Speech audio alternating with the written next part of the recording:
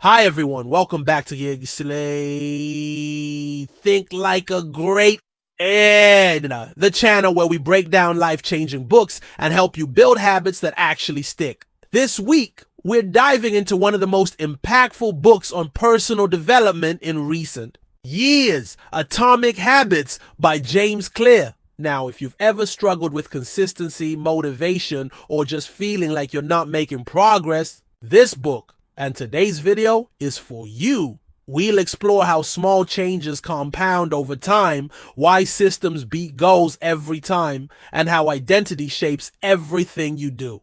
Let's get started. Now, your part one. Why habits are the compound. Interest of self-improvement, habits are like a double-edged sword. They can either lift you up or drag you down, often without you even realizing it. And here's the truth. If you want to control your life, you need to first learn how to control your habits. Ask yourself this. Are you growing every day, or are you still the same person you were last year?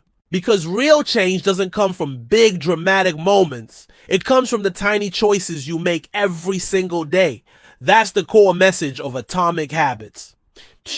You don't rise to the level of your goals. You fall to the level of your systems. And those systems are built through consistent, repeatable habits. Part two, the power of 1% better every day. Let me ask you something. Would you rather be 1% better every day or 1% worse? Sounds trivial, right? But here's what happens when you compound that. If you improve by just 1% each day, after 1 year, you'll be 37 times better. But if you regress by 1% each day, after 1 year, you'll be nearly zero.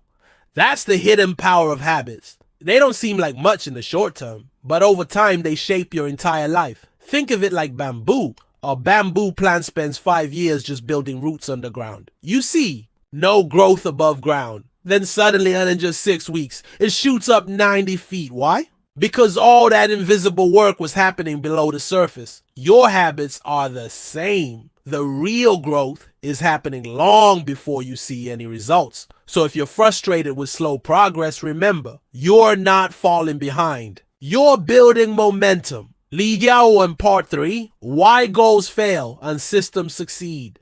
Here's a hard truth. Goals are overrated. Why? Because goals only tell you where you want to go. They don't tell you how to get there. More importantly, once you reach your goal, what happens next? Most people fall back into old patterns because they never changed who they were. They just chased the result. James Clear explains this perfectly. You do not rise to the level of your goals. You fall to the level of your systems. So instead of focusing on hitting a specific target, like losing 20 pounds or reading 50 books, focus on building an identity. Instead of saying, I want to lose weight, say, I am someone who takes care of my body. Instead of saying, I want to read more, say, I'm a reader. When your behavior aligns with your identity, the habit sticks. Actionable part 4, the 4 laws of behavior. Change. So how do you build good habits and break bad ones? James Clear lays out 4 laws based on how habits naturally form. Law, verse 1. Make it obvious. Habit formation starts with awareness. If you want to build a habit, make the cue obvious. Example. If you want to read more, leave a book on your coffee table. Don't hide it on a shelf. Note you. Law. Note 2. Make it attractive. We follow what's rewarding. Link a new habit to something you already enjoy. Example. After I brush my teeth, current habit, I will meditate for 2 minutes. New habit. And law. Verse 3. Make it easy. Reduce friction. Start with the smallest possible version of the habit. Use the 2-minute rule. Whatever you want to start doing, commit to just 2 minutes a day. Law. Number 4. Make it satisfying. Give yourself instant feedback. Track your progress. Celebrate small wins. Example. Put a check mark on your calendar every time you complete your habit. And if you want to break a bad habit, reverse the laws. Make it invisible. Make it unattractive. Make it difficult. Make it unsatisfying.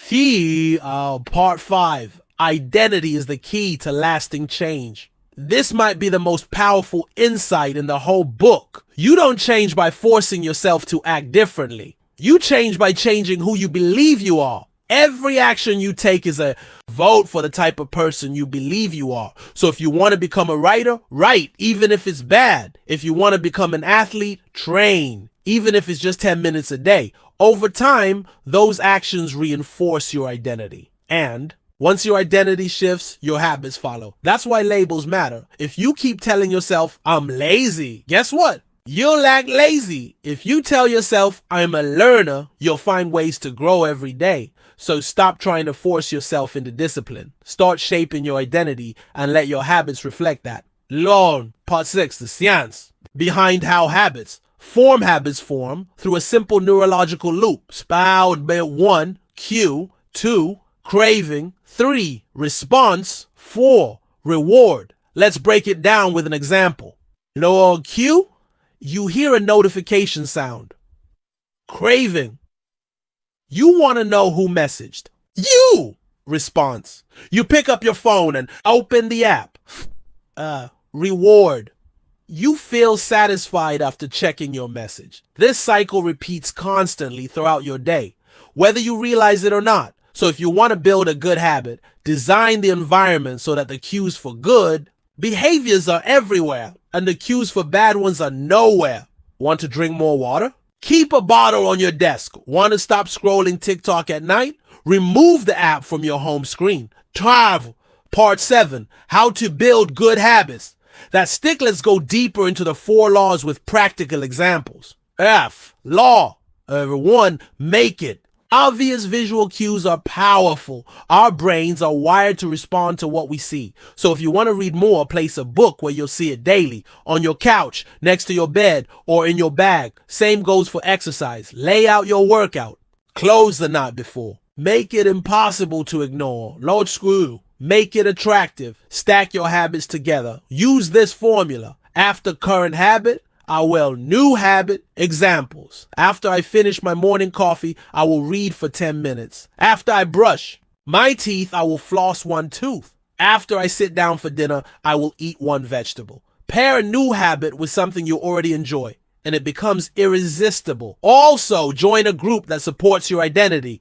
Humans are social creatures. We do what others around us do. So if you want to run more, join a running club. If you want to speak better, join Toastmasters. Surround yourself with people who live the habits you want to adopt. And in all our 3, make it easy, reduce the effort required to start.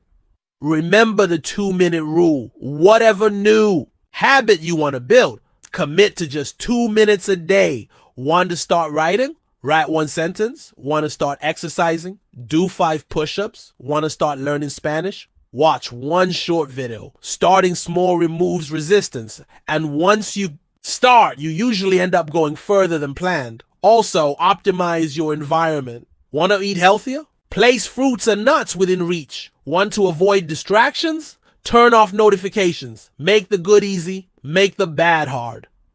Law. Sure. Make it satisfying. Track your progress. Simple tracking works wonders.